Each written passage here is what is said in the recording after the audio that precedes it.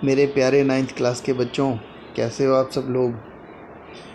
मुझे उम्मीद है तुम सब लोग बहुत अच्छे से होंगे और अपना ध्यान रख रहे होंगे। कोरोना की इस भयंकर महामारी के समय में जब पूरी दुनिया परेशान है, तुम लोग भी परेशानियों का सामना कर रहे होंगे। लेकिन एक चीज़ को अपने मन में और समझ में रखो कि परेशानियां थोड़े समय के लिए हैं, वक्त के साथ आई हैं और वक्त के साथ अपने आप चली जाएंगी। तो तुम में से किसी भी बच्चे को ज़्यादा परेशान होने या घबराने की ज़रूरत नहीं है। जो भी समस्याएं आती हैं, एक ही बात सोचना कि ठीक है, ये समस्याएं आई हैं और चली भी जाएंगी। और सभी ने सबसे पहले अपने हेल्थ का ध्यान रखना है, अपने स्वास्थ्य का ध्यान रखना है, अपना भी और अपने परिवार वालों का भी। और उसके बाद हमें पढ़ाई भी तो करनी है ना। जैसे भी समय लगे, जितना भी समय लगे, हमें पढ़ाई भी करनी है। तो अब हमारी पढ़ाई भी शुरू हो चुकी है। स्कूल खुल चुके हैं, तुम्हारे लिए नहीं खुले, टीचर्स के लिए तो खुल चुके हैं। और हम सब लोग तुम्हें पढ़ाने के लिए पहले की तरह ही पूरी कोशिशें कर रहे हैं। और आज हमारी ये वर्कशीट आ गई है, 6 जुलाई 2021 की वर्कशीट, और वर्कशीट नंबर 1, कार्यपत्रक नंबर 1। ये वर्कशीट बेटा हमें दी गई है मानचित्र से, और इसमें हमें पुनरावृत्ति कराई जा रही है मानचित्र की। पुनरावृत्ति मीन्स रिवीजन। कुछ बातें तुम्हें कंटेंट यहाँ पर दिया गया है, इस कंटेंट को हमें पढ़ना है और फिर ये जो क्वेश्चंस हैं हमें इनका आंसर करना है। तो रेडी हो सब लोग? ठीक है, हम लोग शुरू करते हैं। सबसे पहले जो दिया गया हम इसको पढ़ने की कोशिश करते हैं। मानचित्र पृथ्वी की सतह या इसके एक भाग का पैमाने के माध्यम से चपटी सतह पर खींचा गया चित्र है। देखो भाई, मानचित्र पृथ्वी की जो सतह है सभी जगह एक जैसी बराबर नहीं है। अगर हम आसमान से धरती को देखेंगे तो कहीं हमें सड़क नज़र आएगी, कहीं स्कूल नज़र आएगा, कहीं पे हमें कोई बिल्डिंग नज़र आएगी, कहीं पे हमें कोई गाड़ी खड़ी नज़र आएगी, कहीं पे घर होगा, कहीं पर पेड़ होगा, कहीं तालाब होगा। तो आसमान से जब हम धरती को देखेंगे तो प्रकृति ने जैसी धरती को बनाया है, जब हम उसका एक चित्र बनाएंगे, उसका एक खाका बनाएंगे, तो हम उसे मानचित्र कहेंगे। पृथ्वी की सतह या उसके एक भाग के पैमाने को जब हम चपटी सतह पे खींचते हैं, पृथ्वी तो गोल है, जैसे हमारी बोल होती है या तरबूज होता है, बड़ा खरबूजा होता है। लेकिन हम जब उसी आकृति को, उसी सतह को हम चपटी सतह पे लेते हैं, चपटी मतलब टेबल जैसी प्लेन सतह पर जब हम उसका चित्र बनाएंगे तो उसे मानचित्र कहेंगे। एक छोटा सा एग्जांपल सोच के देखो। हमारा स्कूल है, तुम सब बच्चों ने पूरा स्कूल घूमा हुआ है, कहाँ पर क्लास है, कहाँ पर ग्राउंड है, कहाँ पर टॉयलेट है, कहाँ पेड़ लगे हैं। अगर आसमान से हम उस स्कूल के चित्र को देखेंगे तो जैसा चित्र निकल कर आएगा उसे हम मानचित्र कहेंगे। मानचित्र पृथ्वी की सतह या इसके एक भाग का पैमाने के माध्यम से चपटी सतह पर खींचा गया चित्र है। लेकिन क्योंकि एक गोलाकार सतह को पूरी तरह से चपटा करना असंभव है, इसलिए ग्लोब का भी इस्तेमाल किया जाता है। भाई देखो, गोलाकार सतह है, हम उसको पूरी तरह से चपटा नहीं कर सकते हैं।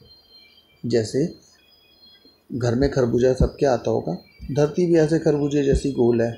जब हम खरबूजे को काट लेते हैं और उसके सारे छिलके हम निकाल लें, और हमारे पास उस खरबूजे की अगर हमने 8 फाड़ियाँ की हैं, 8 या 9 ही होती हैं लगभग, और उसके हम सारे छिलकों को ले लें और उनको हम टेबल पे जोड़ के सजाएं तो पूरी तरह से नहीं जुड़ेंगे।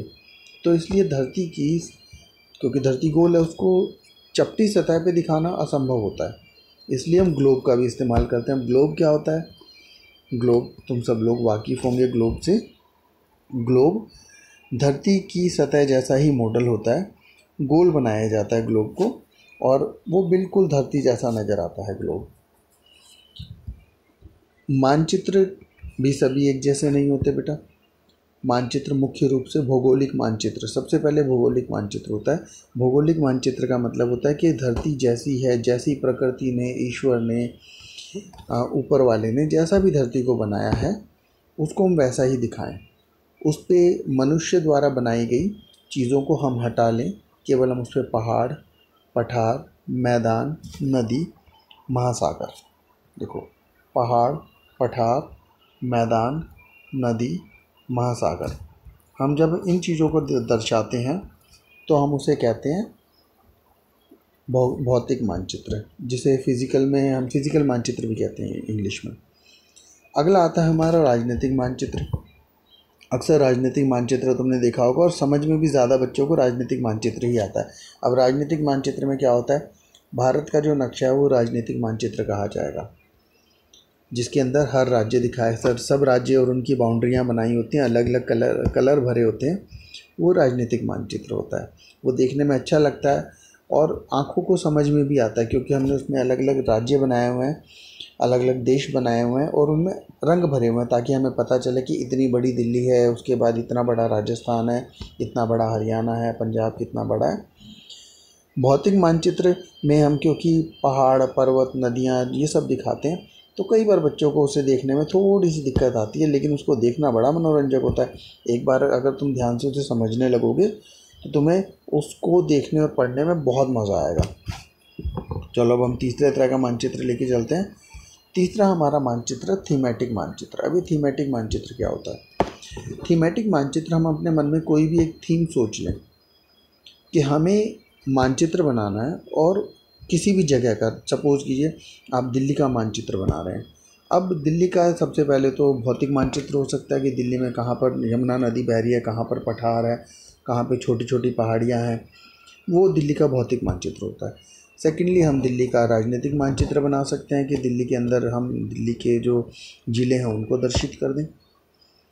अब हम सोचते हैं हम दिल्ली का मानचित्र बनाएंगे थीमेटिक मानचित्र, कोई भी एक थीम ले लो। थीमेटिक मानचित्र का मतलब होता है कोई भी एक थीम लेके मानचित्र बनाएं। तो हम दिल्ली का सड़क मानचित्र बना सकते हैं, उस मानचित्र में केवल हम सड़क दिखाएंगे। हम दिल्ली का वर्षा मानचित्र बना सकते हैं। उद्योग मानचित्र बनाया जा सकता है कि कहाँ पर कौन सा उद्योग है।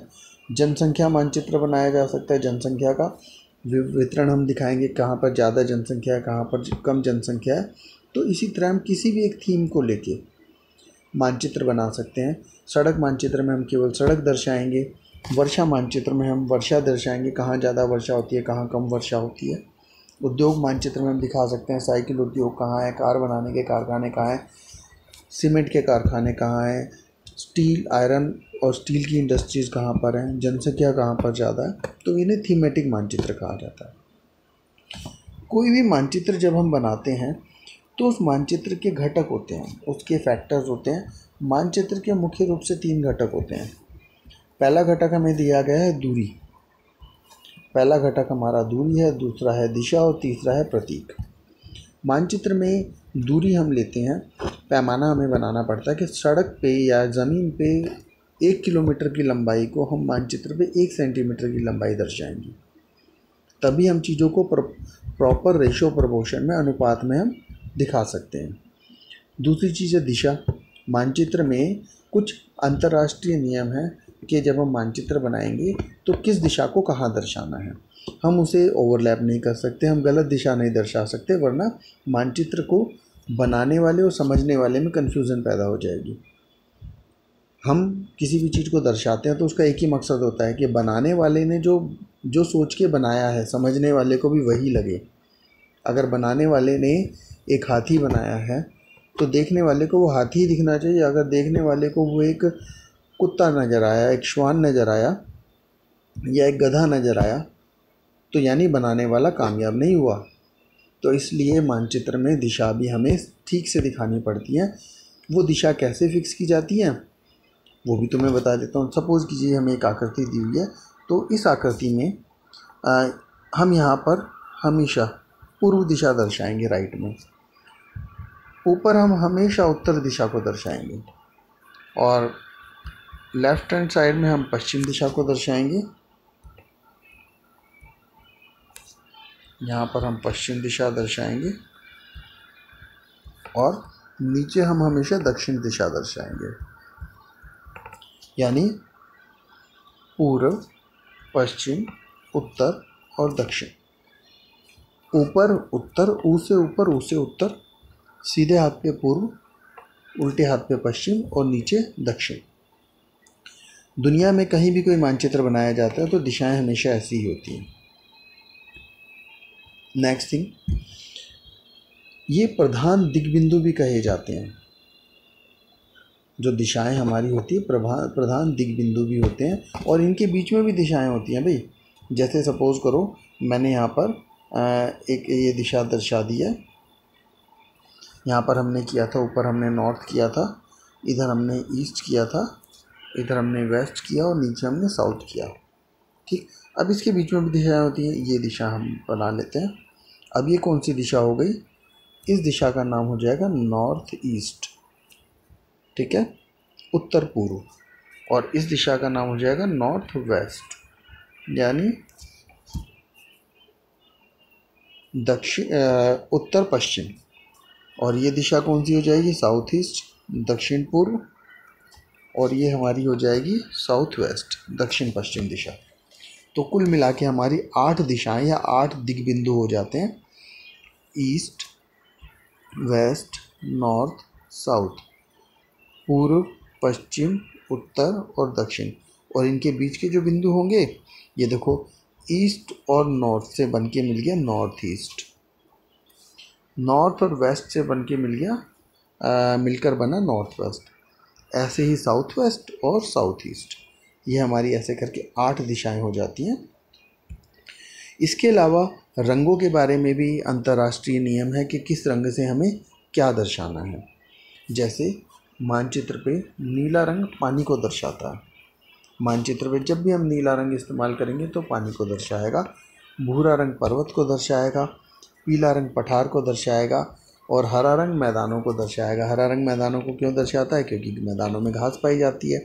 नीला रंग पानी को क्यों दर्शाता है? क्योंकि पानी हमें नीला नज़र आता है। पानी नीला क्यों नज़र आता है? ये तुम्हारे लिए क्वेश्चन है। पानी हमें नीला क्यों नज़र आता है? हम कमरे में देखते हैं तो पानी हमें सफ़ेद रंग ही नज़र आता है, कोई रंग नहीं होता उसमें। बट समुद्र का पानी हमें नीला नज़र आता है, हम नीला ही रंग भरते हैं। ऐसा क्यों होता है? सोच के आप बताइएगा मुझे। इसके बाद बेटा हमें यहाँ पर 5 क्वेश्चंस भी दिए गए हैं जिसके हमें आंसर लिखने हैं। पहला क्वेश्चन है, किसी स्थान की वर्षा का वितरण दिखाने वाला मानचित्र कौन से प्रकार का मानचित्र है? जो वर्षा दिखा है वो वर्षा मानचित्र। तो जो मानचित्र हमें वर्षा का वितरण दर्शाता है वो वर्षा मानचित्र होता है। नेक्स्ट क्वेश्चन है, भारत में नदियों का वितरण दर्शाने वाला मानचित्र किस प्रकार का मानचित्र है? जो नदियाँ दिखाए वो नदियों का मानचित्र, नदी मानचित्र। तीसरा, विश्व के देशों को दिखाने वाला कौन सा मानचित्र है? देखो, जब हम देशों की बात करते हैं तो वो हमेशा ही राजनीतिक मानचित्र होता है। 4 नंबर पर हमसे पूछा गया मानचित्र का क्या अर्थ है? पृथ्वी के सटीक वर्णन हेतु आप ग्लोब को मानचित्र से बेहतर कैसे कहेंगे? देखो, मानचित्र का क्या अर्थ होता है? सबसे पहले तुम्हें यहाँ पर दिया गया है फर्स्ट लाइन में, मानचित्र का अर्थ है ये। मानचित्र किसे कहते हैं? ठीक, अब ग्लोब को मानचित्र से अच्छा क्यों माना जाता है? तो वो भी साथ में दिया गया है। क्योंकि पृथ्वी का जो आकार है वो गोलाकार है और मानचित्र चपटा बनाया जाता है, तो चपटी सतह पर गोल चीज़ों को दिखाना असंभव होता है। तो अगर हम पृथ्वी को हमें बेहतर ढंग से समझना है, अच्छे तरीके से पृथ्वी को हम समझना चाहते हैं, तो हमें ग्लोब का ही प्रयोग करना होगा। मानचित्र का प्रयोग करके हम धरती को अच्छे से नहीं समझ सकते हैं। समझ सकते हैं, बहुत सारी चीज़ें समझ में आती हैं। मानचित्र की भी अपनी इम्पोर्टेंस होती है, मानचित्र का अपना महत्व है, लेकिन धरती के वास्तविक रूप को हम ग्लोब से ज़्यादा अच्छा समझ सकते हैं। 5वें नंबर पर हमें दिया गया है कि हमें इस फिगर में दर्शाना है, किस चीज़ को दर्शाना है अभी हमें? इस फिगर में हमें दिशाएं लिखनी है।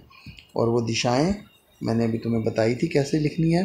तो सभी बच्चे इस वर्कशीट को सुनेंगे, समझेंगे, देखेंगे और अपना एक रजिस्टर बना लेंगे। उस रजिस्टर में इस वर्कशीट को करेंगे। 5 क्वेश्चंस हैं। ऊपर वर्कशीट का लिखना है, कार्यपत्रक एक, तारीख डालनी है, विद्यार्थी का नाम, कक्षाध्यापक का नाम, कक्षा, विषय सामाजिक है और उपविषय मानचित्र, पुनरावृत्ति। इसका मतलब ये होता है कि यहाँ पर ये जो चीज़ें दी गई हैं, ये चीज़ें,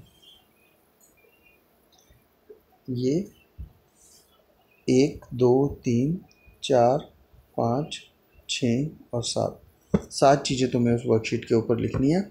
और वर्कशीट को बहुत सुंदर तरीके से करना और अपने पेरेंट्स की मदद लेके, घर में कोई बड़ा हो उसकी मदद लेके इसकी साफ साफ एक फ़ोटो खींचिएगा और उस फ़ोटो को अपने व्हाट्सएप ग्रुप में, जहाँ तुम्हें इस वीडियो का लिंक मिला है वहाँ पर मुझे भेज देना। और अपनी सेहत का, अपने परिवारजनों की सेहत का खूब अच्छे से ध्यान रखना है। और हमें पढ़ना भी है, आगे बढ़ना भी है और अपनी सेहत का भी ध्यान रखना है। ओके बेटा, थैंक यू।